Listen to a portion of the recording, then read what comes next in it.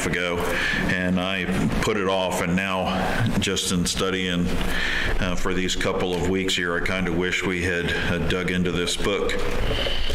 But in verses 6 through the end of the first chapter here, the challenge has been about how polluted their worship has been.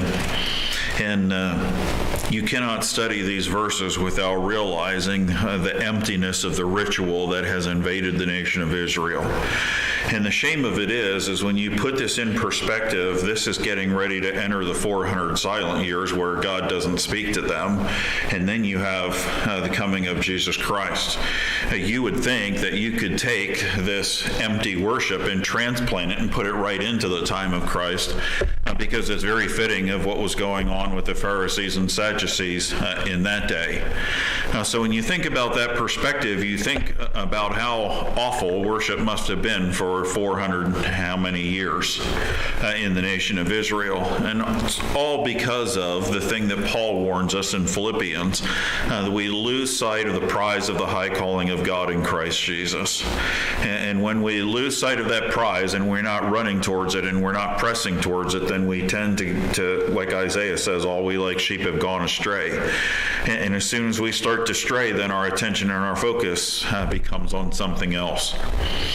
But in Malachi here, he is giving a foreshadowing of what's going to happen when his son comes. And that's what we're going to look at here in verses 11 and 14. Unaltered glory.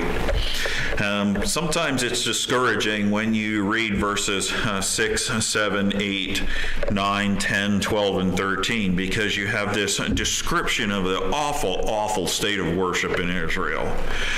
Bringing in lame things to be sacrificed, going through the motions. You have priests who don't want to do anything without getting paid and feeling like they're not getting paid enough. And obviously, when you start accepting these awful sacrifices, that says something about the God that you're sacrificing to in the minds of the people who are sacrificing and in the minds of the people who are offering the sacrifice. But then in verses 11 and 14, as we close this, we see this glimmer of light that everything is going to change. And I don't know, I kind of think that if you were reading this and you had the awful attitude that we've been studying the last couple of weeks, you probably wouldn't pick up on it, nor would you care. But in verse 11 it says, "For from the rising of the sun, even unto the going down of the same, my name shall be great among the Gentiles. And in every place incense shall be offered unto my name, and a pure offering for my name shall be great among the heathen, saith the Lord of hosts." This is kind of a slap in the face to the Jews, because they are always so proud of being Abraham's children. In fact, Jesus deals with that over and over and over again in his earthly ministry. You say that you are Abraham's children. He doesn't say you are. He says you say. And there's a big difference a lot of times between what you say and what you are. And the implication is, and even the rebuke that he gives to them, if you really were Abraham's child, why wouldn't you act like it? But you say you are Abraham's child, and then you run around and you don't act like it. And this right here is the shift that we see when God speaks to the world again. He sends his only begotten Son. And when he sends his only begotten Son, he is introduced to the world by John the Baptist as the one who has come to save the world. Behold, the Lamb of God that takes away the sin of the world. So in Malachi, you see this awful state of worship, and then you see this foreshadowing, this prediction that things are going to be different. And then we know when we fast forward to the Gospels, and John introduces Jesus to the world, that he doesn't talk about him being Jewish-oriented. I think that's why John, in our study on Sunday mornings, spends so much more time than some of the other Gospels in including things like the woman at the well. I must needs, on purpose, I have to go through Samaria.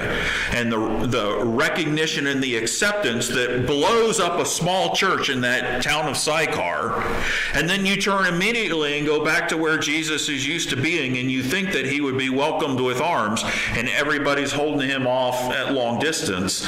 And some of the miracles that he does don't really even involve people that you would think. And it's because the ministry has drastically changed. We see it right here in verse 11. I call it contrasted worship. You have despicable situation with the Jews and the way they are worshiping God in Israel. And then in verse 11, you have proper exalted worship the world over. And isn't that really what he deserves? I mean, that's kind of what he's trying to say here. I tried to work with one specific group of individuals. I took a man that I called out of nothing, and I made him something. And then you went down to Egypt, and you were in an awful situation, and I delivered you from Egypt, a great nation, and I moved marvelously to get you into the promised land. You were able to conquer the promised land only through my help, and yet time after time after time after time, you have refused the kind of relationship that I have sought with you. But now, no longer is it going to be, not that he's cast them aside. You don't think of it in the fact that he is ignoring the nation of Israel. He's not ignoring the nation of Israel. He's just opened up the telescope. He was spending a large amount of time and effort on one particular group of people, and now he introduces his son, and he goes, everybody, whosoever will. Foreign thought to the Jewish people. But it's the kind of worship in which he really deserves. It's the kind of recognition that he really deserves. Psalm 113:3 quotes almost word for word, or this quotes Psalm 113:3, and says, from the rising of the sun to the going down of the same, the Lord's name will be praised. But we don't see that happening in the nation of Israel. That reality starts with the coming of Jesus Christ. I want to turn to Isaiah chapter 66 and read a passage here, because you're closing the great book of Isaiah. And in chapter 66, verses 19 and 20, it says, and I will set a sign among them, and I will send those that escape of them unto the nations, to Tarshish, Pul, and Lud, that draw the bow, to Tubal and Javan, to the isles afar off, that have not heard my fame, neither have seen my glory, and they shall declare my glory among the Gentiles. Now think about this concept. At the end of Isaiah, he's sharing this same thing. There is coming a time where the focus is not going to be on the nation of Israel, that this is going to blow up and be worldwide. And in verse 20 it says, and they shall bring all your brethren for an offering unto the Lord out of all nations, upon horses and in chariots and in leaders, and upon mules and upon swift beasts, to my holy mountain Jerusalem, saith the Lord. As the children of Israel bring an offering in a clean vessel into the house of the Lord. He's going to bring all of these, what were looked at as Gentiles and heathen, and they are going to become an acceptable offering to the Lord. The nation of Israel refuses to give an acceptable offering to the Lord. And he says, when these folks are persecuted in Jerusalem, where you would think that I would be the most accepted, they're going to run to Lud and to Avalon and to all these isles. And as they go, they are going to share my gospel to people who have never heard about me and who have no idea of my fame. And the sacrifice of them is going to rise up before me, and it's going to give me the honor and glory that's actually due. What an incredible, incredible statement. Jesus alluded to it also with the woman at the well in John chapter 4. Her argument, well, our fathers say that we could meet here, and your fathers say that you could be at Jerusalem. And Jesus says, everything is going to change, because Jerusalem is no longer going to be a big deal. And the temple is no longer going to be a big deal. God is looking for people to worship him in spirit and in truth. And that happens wherever people worship, when they worship sincerely. And what a drastic contrast to what he has just been describing in all these other verses. We have this huge shift from focus on the Jews at Jerusalem to everybody everywhere. Now, in verse 11, he uses two words, incense. Incense is always symbolic of prayer in the Bible. Turn to Psalm 141 in verse 2. will read that for you. Psalm 141 and verse 2. Let my prayer be set forth before thee as incense, and the lifting up of my hands as the evening sacrifice. You see the shift? He has been condemning the nation of Israel because you can't hardly pay a prince to start a fire on the altar or to close the temple door or to burn incense. And you got these folks who are bringing in all these diseased lambs that you wouldn't give to the governor or the mayor or whoever because they wouldn't accept it. They would think it was a slight. And he says, no longer am I going to be trying to encourage you all to do that which is right. When the news goes to the Gentiles, they are going to respond with an incense of prayer and a life of sacrifice. And it's going to be so much more beautiful than what y'all are doing right now that I can't stand and I'm going to reject.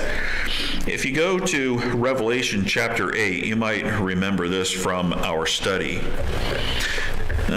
Beautiful picture of this. In Revelation chapter 8 and verse 3, it says, And another angel came and stood at the altar, having a golden censer, and there was given unto him much incense, that he should offer it with the prayers of all saints upon the golden altar, which was before the throne. Notice there's no mention of Jerusalem. There's no mention of Jews. It's all of the saints. The incense that he talks about in verse 11 and the sacrifice that he talks about, the pure offering that he talks about in verse 11, it isn't a Jewish thing anymore. It's an everybody thing.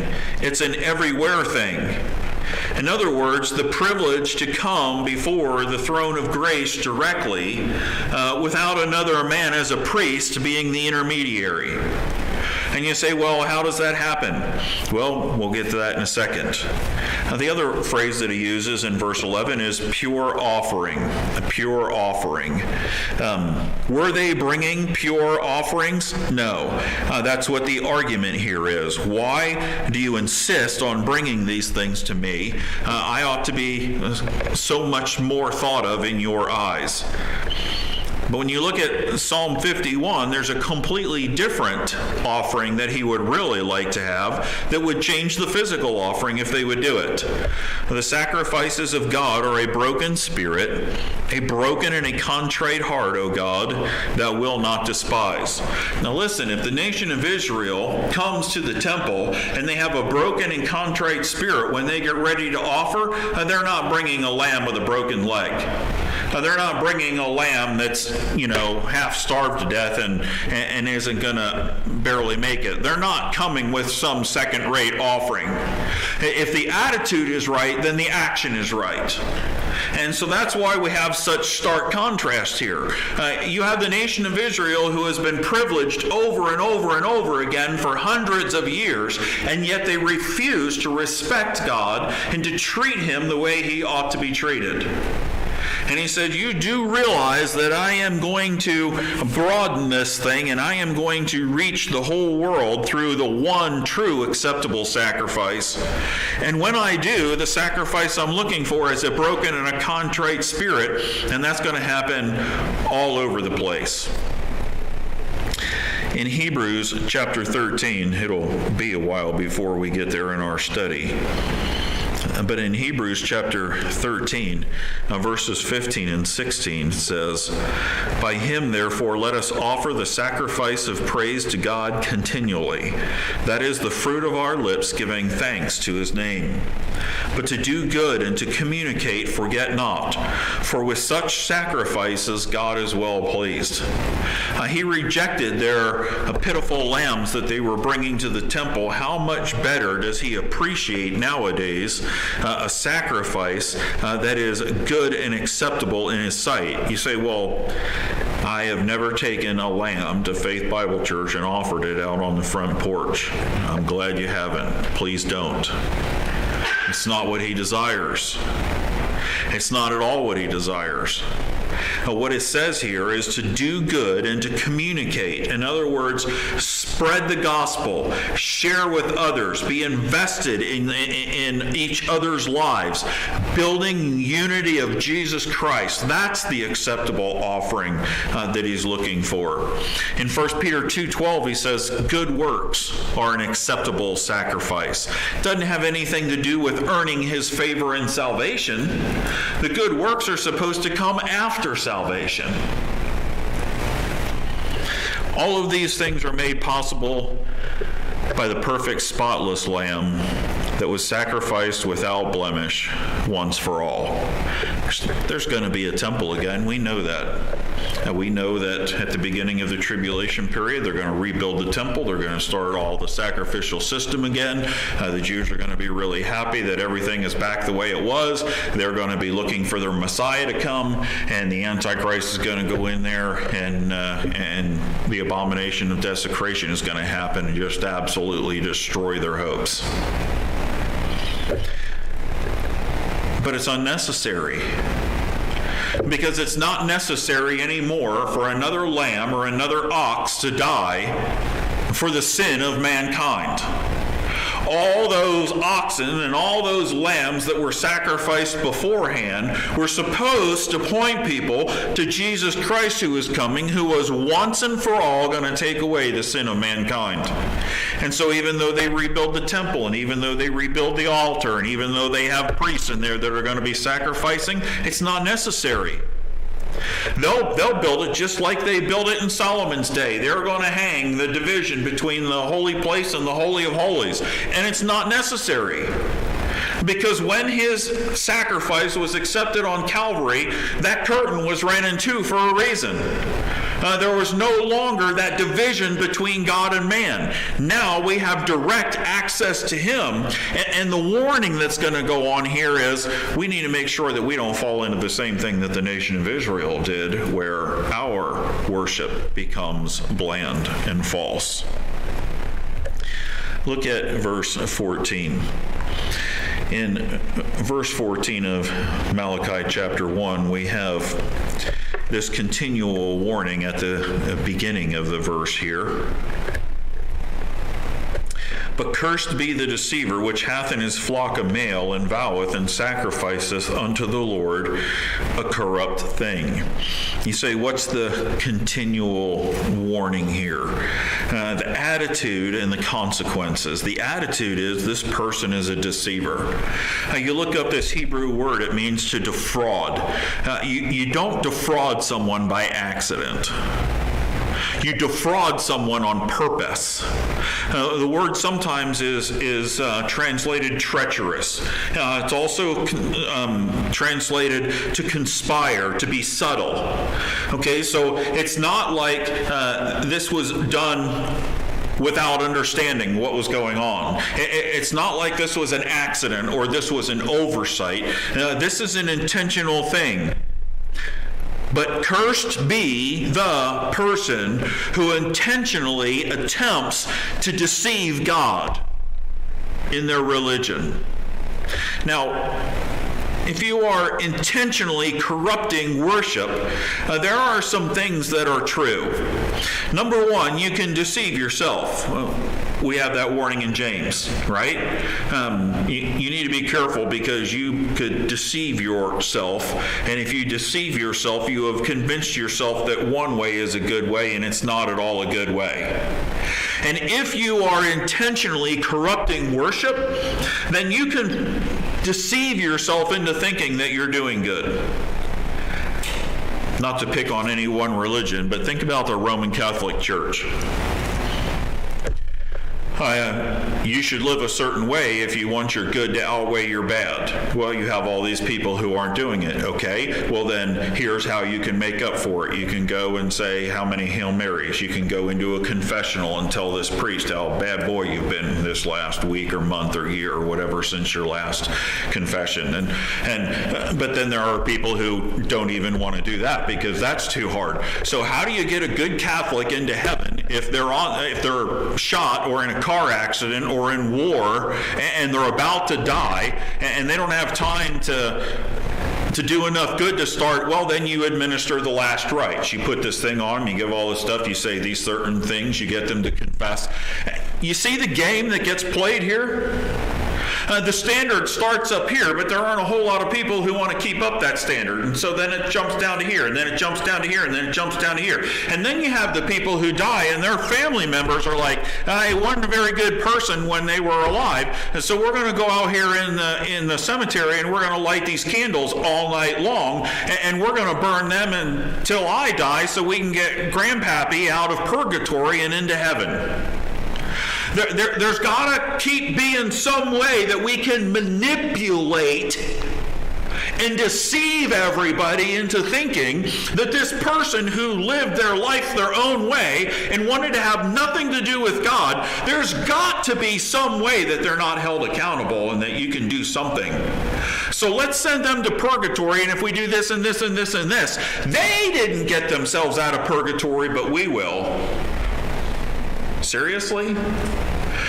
You see the problem with perverting worship and intentionally perverting it? You can deceive others. You can have folks who go to church very regularly, and they can be as awful as can be. We see that in the passage where people say, have we not done many marvelous things in your name? Have we not preached it in your name? And Jesus looks at them and says, depart from me, I never knew you. I don't even know who you are. Listen, those people were sincere. They deceived themselves, and I'm sure that they deceived a lot of others. If they're preaching in his name and they think that they've earned their way to heaven, you better believe that all the other people that were sitting there in the church listening to him preach probably think they're in heaven too. But that's not what Jesus says. The stark reality of verse 14, but cursed be the deceiver. You might be deceiving yourself and you might be deceiving others, but you are not deceiving God. And so the consequence is you cannot escape God's notice, nor can you escape his curse. That's what it says. Cursed be the deceiver. You are intentionally perverting worship, and you think you're getting away with it, but you're not. Proverbs chapter 15 and verse 3 is probably a familiar verse. The eyes of the Lord are in every place, beholding the evil and the good. I like that verse. It's a comforting verse. Because every once in a while you look around you and you say, the Nancy Pelosi's of the world seem to be getting away with it. The Hillary Clintons of the world seem to be getting away with it. And you could go on and on and on and name people that have had people killed to silence them from and scare people and seem to be operating above the law. My God says, you know what? Cursed be the deceiver. Because there are a lot of people who think, yeah, you know, they're a good person and they are getting away with it. And God says, the eyes are on the good and the evil. And while I think that I know certain people that are evil, God knows exactly how evil they are, to what extent they are, and all the people that they have hurt along the way. I have no clue about that. Acts chapter 5 is a stern warning and tells us all we need to know about this. Ananias and Sapphira has a piece of property. It's theirs to sell. They sell it, they give some of the money to the church. Nothing wrong with that. The only thing they did wrong is they wanted to act like they had given all of it so that they looked like a big shot in the church. And God deals with it harshly. He confronts them. Disciple looks at him and says, why did Satan put this in your heart to lie to the holy God? Why are you trying to intentionally pervert worship? It cost Ananias his life. Boom. And they take him out to bury him, and they no sooner get back, and I feel bad for those guys, because no sooner do they get back from covering up one grave than they walk in and hear Sapphira. And she says the exact same thing, and she drops dead too. Because the eyes of the Lord are upon the good and the evil. And if you think you're deceiving yourself, or if you think you're deceiving someone else, rest assured you are not deceiving God. And then he closes this chapter with character that is worthy. And I really like the second half of verse 14, because all along I feel like these folks are making God look bad. But we get to the second part, and he says, "For I am a great king, saith the Lord of hosts, and my name is dreadful among the heathen." Great king. There's only two reasons that I can think of why you would be a great king. You could be a great king because of what you rule. The more you rule, in most people's eyes, the greater of a king you are. The other reason I could think about you being a great king is because of how you rule. Now, Psalm 47:2 says, "He rules over all the earth, from the rising of the sun to the going down of the same." All of it says, name a king that has ruled the whole world at any one time. Yes, all of Roman Empire, they thought they were big bad. They didn't rule China. And all the Chinese emperors thought they were big and bad. At the same time, they weren't ruling the Roman Empire. But God rules all of it. So when you think about what he rules, including space, which we don't even begin to understand, and then you think of how he rules. Think of all of the kings down through the years that have been mean to their people and have killed thousands of them. The Hitlers, the Mussolinis, there's all kinds of them. And then you think about how God has ruled. I mean, seriously, if we treated somebody the way we treat God, you would expect them to retaliate and be awful to us. But we're so used to his love, his mercy, and his grace without end that sometimes we don't understand that also has to be tempered with judgment and justice. The word means to be full of majesty. The heavens declare the glory of God. You wonder, a little inkling of his majesty? Pull out the most powerful telescope you can find. Point it at one of the nebulas or one of the stars or one of the galaxies and just start counting. And take a look through, get your phone out or your computer out and pull up some pictures of the Hubble telescope, because they are unbelievable. Unbelievable. The heavens declare the glory of God. You know what he wants from us? He wants us to declare it just like the heavens so willingly do. Dreadful. My name is dreadful among the heathens. It means to have great reverence. Not just noticed and appreciated by small local groups, not spit on a lot of times like the nation of Israel seemed to do over and over again. But you go back to Revelation chapter 5 and verse 9, and you see the idea and the concept here. My name is going to be dreadful among notice he says heathen. I don't know about you, but I never really wanted to be called a heathen when I was growing up. Every once in a while I would hear that expression, "Are you acting like a heathen?" And I'm like, well, I don't know any heathens. I mean, I have friends that say some things they're not supposed to and do some things they're not supposed to. Are they heathen? But he's writing to a group of Jewish people, and he's telling them that his name is going to be great among the Gentiles. And the Jews didn't like the Gentiles.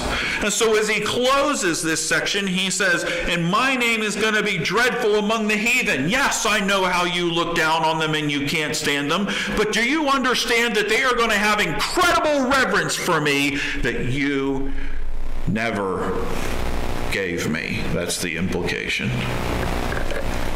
And in Revelation chapter 5 verse 9, we see the beautiful, beautiful fulfillment of that. And they sung a new song, saying, "Thou art worthy to take the book and to open the seals thereof, for thou wast slain and hast redeemed us to God by thy blood out of every kindred, tongue, people, and nation. And hast made us unto our God kings and priests, and we shall reign on the earth." God's trying to tell the nation of Israel, listen, I have blessed you and I have done so much for you. Why won't you just worship me the way you ought to worship me? Why do you not see me for the good and the great God that I have been to you? Why do you refuse to acknowledge me and to love me and to respond as a child would or as an employee would?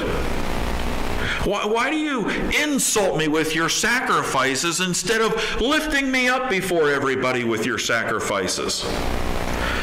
David wants to make an offering, and he goes down, and when they realize it's the king that's asking, they want to give him the oxen, or they want to just donate everything for the sacrifice. And David says, how can I sacrifice something to God that does not cost me anything? It's not the God that I worship. It has to mean something. It has to have some value of it. It's not okay if I take your animals and slaughter them. How is that my sacrifice? That should be your sacrifice. That's not okay. David was taking a precious moment at the threshing floor to teach the audience that was around him how great and grand and glorious his God was. And then we get here to Malachi chapter 1, and it's rebuke after rebuke after rebuke, because you're not even bringing the best your neighbor has to offer. You're bringing the trash. You're just going through the motions, and why am I not so much more worthy of it? Because you got to know that at some point in time, all of these folks are going to be gathered around the throne of heaven, and they're going to be singing this song in Revelation 5, verses 9 and 10. He is worthy. He absolutely is. Then it behooves us to make sure that we worship him that way every single day of our lives. We need to make him look great. We need to, with our mouth, offer up incense, prayer, and the sacrifice of praise. Make him look good among the heathen. That's what he desires. Praises or prayer requests tonight?